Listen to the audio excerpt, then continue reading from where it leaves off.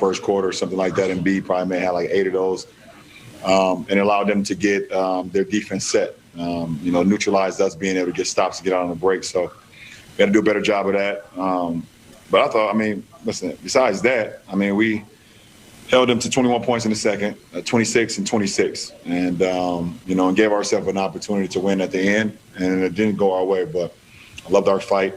But you got to do a better job with keeping our hands out of the cookie jar, especially with a guy like Embiid who has, hardened like, magic as far as the swipe moves and things of that nature. Up until that final run there, the shots weren't going down. That's happened a couple times on this trip. Have you seen anything different, or is it sort of make-miss in the way that you guys are getting shots and then converting from the perimeter? I think we got some great looks. We play the same way every game. It's not like we change our approach, and our shooters kind of struggle tonight, obviously. We need, to open up the perimeter a lot more, but we got some great shots. Didn't make. Well, hey LeBron, that closing lineup you guys had tonight, a lot of teams, even dating back to last postseason, has struggled when you and AD are with 3 other perimeter players. Do you feel like that lineup they had tonight is a little bit of a ace in the hole that you guys have to really match up well with anybody? Well, it's always good to know that you can go down the stretch and go to AD at the 5 and me at kind of like that point forward, and then surround us with guards and shooters. And defenders if need be. We have a lot of minutes as far as with AD at the 5 and me kind of playing the 4 on defense and playing the point on the offensive end. So it was a good lineup for us. And then also having KCP out there with AC and Dennis, it just gives us a lot of dimension, both offensively and defensively. Dan? Sorry about that. LeBron, AD was under 20 points again tonight. What do you think of his offensive rhythm right now? And are there things that you guys can do to try to get him going a little bit more, or is this just him working his way into the season still? You said AD? Yeah, Anthony.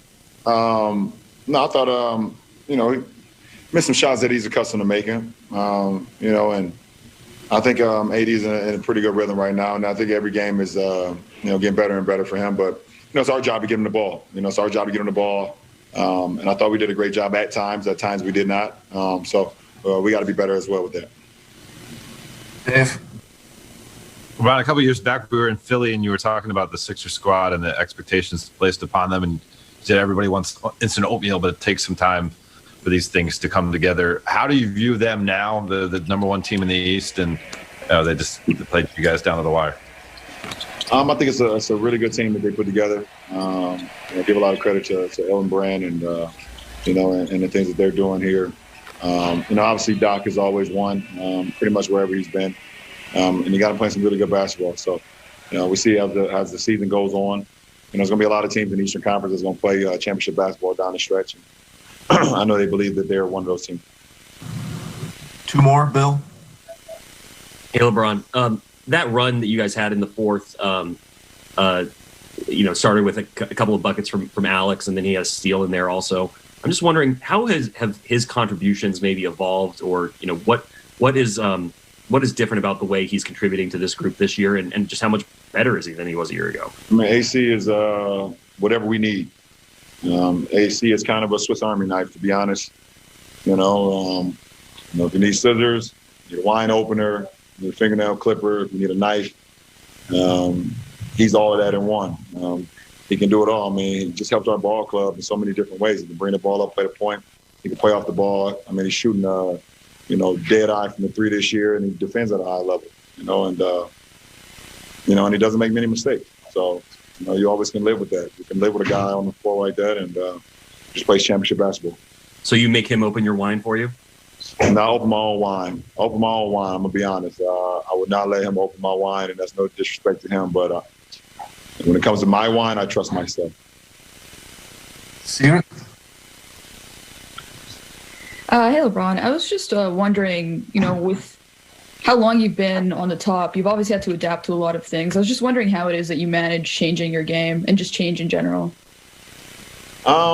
You have to change with the times, I guess. You have to continue to evolve. When I came into the league, it was literally, a big man's league, pretty much. And I don't mean that it's not a big man's league. Now I mean like 4s and 5s pretty much played in the paint.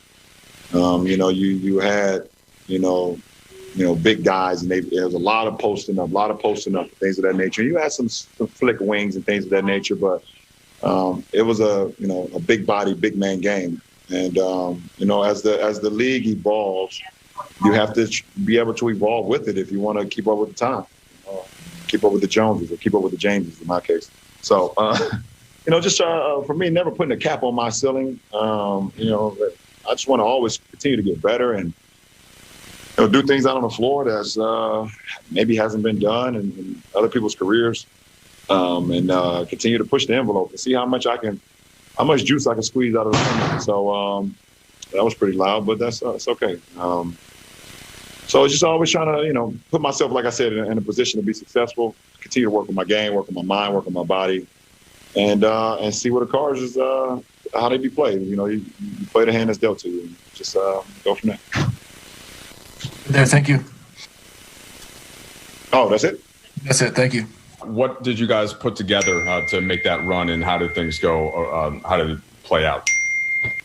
Yeah, I mean, I got to look at the tape of the whole sequence, but we never believed we couldn't get back in the game. We have a lineup with Dennis, Alex, KCP, Bron, and AD that's been really lights out defensively, and we knew we'd have a chance. If we held down on the defensive end, to make some shots and get back in, and we were able to do that. Bron made a great pass to AD, to give us the lead, and Tobias Harris came down and hit a great shot against good defense. So, we didn't do enough throughout the course of the game to put ourselves in position to win, but it was a heck of a fight down the stretch. There were a couple of playoff games last year, usually game one, where it seemed like you guys were just trying to get the feel for another team, and then you adjusted as the series went on. Did you see that playing out tonight and just trying to figure out what was going on with Philly? Yeah, we did, and sometimes, the best adjustments are just do what you're doing better, and that was really what we did throughout the game tonight. We didn't break from our coverage that we started the game. We just executed it better. It's one of those things as a coach you're always measuring, whether to make a big adjustment or just do it better. And we definitely did a far better job in the final three quarters than we did in the first quarter. And we were able to give ourselves a chance. Dave? Frank, obviously you guys are a pretty good shooting team this season, but when you come away from a win or a loss that's by 1 point and see that you missed 9 free throws, what goes through your mind, and how do you address that? They missed 9 or they missed 10, so it was really even from the line. Good free throw shooters are going to have nights where they miss free throws. Everybody concentrates on their work. They put in, they do their routine. They get ready for it. Can't really worry about it. You just got to focus on making the next game. Kyle? Hey, Frank, that lineup that you guys went on the run with Dennis and Alex and KCP around LeBron and AD, is that situational, or is that the lineup that you kind of foresee being sort of the ace in the hole, closing lineup, whatever you want to call it? And if so, what are sort of the strengths there?